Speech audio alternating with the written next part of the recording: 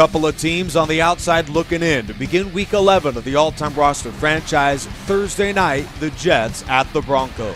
Denver, on the heels of a win at the Chiefs last week, hoped to make it 2 in a row, and they would do just that thanks to the right arm of legendary quarterback John Elway. One short touchdown to Rod Smith, a long one of 84 to Lionel Taylor, then another one to Taylor to give him a hat trick on the day. 267 yards and 3 touchdowns in a spectacular performance for the Broncos quarterback. Denver is now 5-5. Game of the week featuring bitter rivals out of the AFC North. Ray Lewis and the all-time Ravens, and Joe Burrow leading the all-time Bengals. Sam Wyche, the head coach of Cincinnati, had seen enough of his starting quarterback Ken Anderson. In comes one of the most prolific quarterbacks of the 21st century. Going deep on the first drive, it is Joe Burrow to Chad Johnson, a sign of things to come for the Cincinnati offense. Burrow's favorite receiver, Jamar Chase, catches the touchdown not just once, but after Lamar throws a pair of touchdowns here to bookend the halves. This one to Kadri Ismail. Burrow would go deep again. 24 yards to Chase, who had a circus day for the Bengals. Jackson deep to Ismail, what was a shootout. And after a Cincy field goal, Jamal Lewis ties the game at 31 and a touchdown fest from Baltimore. The first touchdown run of the season for the 2003 Offensive Player of the Year. After a Bengal punt, Lamar Jackson, with a chance to give Baltimore the late lead, throws a brutal interception to the cornerback Leon Hall. And on third down, one of the 6 conversions of third down of the day, Burrow finds Johnson. The Bengals would kick a Shane Graham field goal, and Cincy leads by 3. 4th and 10 with the game on the line, and Jackson, for some reason, throws short of the marker. While Jackson threw for 267, we have our first 400-yard performance of the year. 408 and 4 touchdowns for Burrow, and the Bengals win it in an absolute barn burner. Jamal Lewis ran well, but Jamar Chase was the receiver of the day in the road win for Cincinnati. The all-time Cowboys are trying to win one on the road as well. They visit division rival Washington. Roger Staubach, a capable scrambler, has his 3rd rushing touchdown of the season, and the all-time Cowboys lead it after 3, 14-10. Art Monk just getting back from injury, the recipient of this 4th quarter pass from Sammy Baugh, which hit the back of Mel Renfro, and he got it, but it would be to no avail, as on the very next ball throw, Leroy Jordan would step in front of the pass and take it back 68 yards for a huge Cowboy touchdown. Dallas would hang on to win the game on the road, their 5th win in a row, 24-17. Despite the interception, the number 1 passer in football has been slinging Sammy Baugh. Winner for first out of the AFC East, Buffalo and Miami. The all-time Dolphins have lost 3 in a row, but they get a bit of a boost here in this one against Buffalo as Zonka shakes a tackle and is gone for a 70-yard touchdown. It should be noted Dolphins having to make amends to the injury to Ricky Williams for the regular season. No injury to the starter for Buffalo, OJ, for a 31-yard score. And after a Brown touchdown into the 4th quarter, Marino finds Keith Jackson. And with the Dolphins up late in the game, the defense would make the stand with 1:24 to go. A 4th down stop, and the all-time Dolphins improved to 6-4 with this win, 28-13. Over 100 yards today out of Mercury Morris. From that, we head to arguably the greatest rushing performance of the year in Atlanta. Earl Campbell, who dominated the late 70s for the Oilers with 2 incredible runs in the road win, 81 yards there and 69 yards here. The Hall of Famer from Texas finished the day with 13 carries for 211 yards and 2 touchdowns. Titans-Oilers maintain first in the division, and the new number 1 running back in the league is Earl Campbell. Martin, Sanders, Peyton, and Peterson round out the top 5. Speaking of Adrian Peterson, his Vikings try to keep their playoff hopes alive with a home game against the all-time Raiders. Both teams have won 2 in a row. And while Peterson ran for 90 yards on the day, the best run of the afternoon was from the Hall of Famer out of Georgia, Fran Tarkenton. 83 yards himself for the man nicknamed the Scrambler, but he did have a couple touchdowns, including this one to Randy Moss as he mosses Willie Brown in the corner of the end zone. After another score to Steve Jordan, the Vikings led 21-10 with under 6 minutes to go. But of course, Hall of Famer Ken Stabler wasn't going to go down without a fight as he wills the Raiders into the end zone. The former Heisman Trophy winner, Marcus Allen for 6. Peterson of the Vikings stuffed on a 3-and-out, and Stabler goes back to work, needing a touchdown for the lead. First down to the man who terrorized the Vikings to win Super Bowl MVP honors against Minnesota in Super Bowl 11, Fred Biletnikoff. Then it's Brown yet again, and the Raiders take the lead. 2-pointers no good. Bobby Bryant receives the ensuing kickoff to try and set up the Vikings, and he brings it back to about the 25. Then Matt Millen rips the ball out, and Devontae Adams scoops it up to win the game for the all-time Raiders.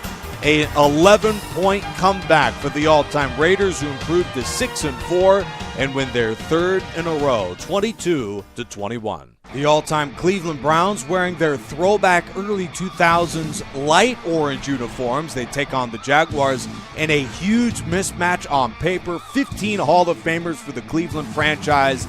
Jacksonville with 1, Tony Baselli, and it looked like it in the game today. A complete demolition of Jacksonville. Jimmy Smith coughs up the ball, Cooper the forced fumble, and the kicker for the touchdown to Horace Gillum. The Browns in a rout demolish Jacksonville 48-3. Otto Graham with a fabulous day for Cleveland, 245 yards and 5 touchdown passes. If you thought that was impressive, the all-time Lions put up 51 points in a blowout of Carolina today. Bobby Lane threw it well, a couple of long touchdowns, this one to Herman Moore, then another later in the game to Calvin Johnson. The Lions also ran for a trio of touchdowns led by Hall of Famer Barry Sanders. The all-time Lions, despite the convincing win, are still the first team out of the postseason as the 7th seed in the NFC. Sanders for 151 and Johnson for $145 in the big win. The all-time Buccaneers have won 2 in a row. They head to Green Bay to battle the vaunted Packers. Of course, Aaron Rodgers out for the year with a torn pectoral muscle. Brett Favre throwing well in his absence. 5 touchdown passes coming in and another 2 in today's game. Hall of Famer James Lofton the first and the second to the best thing going in this Packers offense in Don Hudson. Hudson played in the 30s and 40s in the NFL, led the league in receiving in 7 different seasons. He is as good as any at wideout in the history of the game. League leader in receiving yards and receiving touchdowns. The all-time Packers at 8-2 maintain a 1-game lead over Chicago in the very tough NFC North. Meanwhile, let's take a swing around the NFC West, beginning in St. Louis, Missouri. The number 1 offense in football was held to 3 Jeff Wilkins field goals on the day. Seattle did a masterful job on defense, but scored nothing on offense, and the Rams win the game 9-0. Despite the Rams' win, San Francisco maintains first in the division with a victory over division rival Arizona St. Louis. Led by Montana's 10 touchdowns, San Francisco is 5-0 at home this season, and they get on the Cardinals early with a big one to Jerry Rice. Otis Anderson ties the game early in the second with this goal line score, but then Montana comes right back. He finds his other big play man, Terrell Owens, who nearly scores a touchdown here, but a few plays later he'd make amends, a 10-yard score for the San Francisco receiver. Both Rice and Owens have 6 touchdowns apiece this season, 14-7. Jim Hart, battling for his job, throws presumably his final pass of the year, pick 6 to Deion Sanders. So in comes Kurt Warner, and he makes a play right away, 79 yards to Roy Green. And you think, this might be a huge comeback for the Cardinals. No, the offense after that touchdown was anemic in the second half. Third down stop once, twice to Rob Moore, and a third here to Smith. They go for it on 4th and 22 with the game on the line, and that lethal San Francisco defense with another big play. I don't know what they were doing to Smith. He's injured there, but will return next week for the Cardinals. San Francisco wins at 31-21, but Kurt Warner for the all-time Cardinals will play the Rams next week in the Warner Bowl. The all-time 49ers, it should be noted, share the best record of the NFC at 8-2 overall. They would have a bye in the playoffs if it started today. The Chicago Bears wore these uniforms from 1928 to 1932, debuted against the all-time Chargers, who have lost 3 games in a row, and make it 4. Walter Payton in for his 7th rushing touchdown of the season, tied for the league lead, while the Chargers showed some fight late in the game, led by Fouts converting a 4th and 13 here to Lance Allworth. The Bears, ranked number 3 in the league in defense this season, bending but not breaking, and delivering a shutout of San Diego, LA. Theirs improved to 7-3. The Chargers fall to 5-5 with this shutout loss at Chicago. Atkins and the Bears rack up 10 sacks on the day and are tied for second in football with 34 this year. Sloppy conditions for Sunday night out of East Rutherford, New Jersey. The reeling Giants, trying to keep their playoff hopes alive, have lost 2 in a row. They do lead 3-0 at the half, and linebacker Jesse Armstead gets involved in the third with a pick 6 of Randall Cunningham. And if you thought Mark Bavaro, who's out with a broken jaw, if he's tough, how about the backup Jeremy Shockey? Not 2 broken tackles or a third. 4 on his way to a 28-yard touchdown in one of the plays of the year. What an effort from the Pro Bowl tight end out of Miami. In the rain from New Jersey, Jeremy Shockey. 3rd receiving touchdown of the year. With the game all but decided, another season-ending injury for the Eagles, this one to Asante Samuel. He joins Tom Brookshire and Darius Slay in the injury report for Philadelphia. What has been a rough year as of late. The Eagles and the Giants both 5-5 overall. Patrick Mahomes and Tom Brady. They'll be forever linked as 2 of the greatest in the history of the game, and they meet on Monday night in the rain in Foxborough. Patrick Mahomes, of all the quarterbacks in the all-time franchise, has the number 1 passer rating in football with 19 touchdowns to 8 interceptions. He was on his A game early in this one. Opening drive ends with Tony Gonzalez from 42, and the Chiefs, after the home score, led the Patriots in the first quarter 14-0. Hall of Famer Rob Gronkowski shaken up on the play here, and he broke his ribs, out for 2 games. Randy Moss, as you can see on the top, he will return next week for the all-time Patriots. And in a showdown of some of the greatest tight ends of all time, the Patriots didn't miss a beat. A Hall of Fame all-decader of the 1990s in for 6, Ben Coates, and a couple of field goals later, the Patriots are driving down 14-13. Vintage Tom Brady, 4.5 to go, finding Brown to the 1-yard line. No matter who he's got at receiver, Brady plays well. Jim Nantz scored a touchdown to the Patriots off a 2-pointer, lead it 21-14.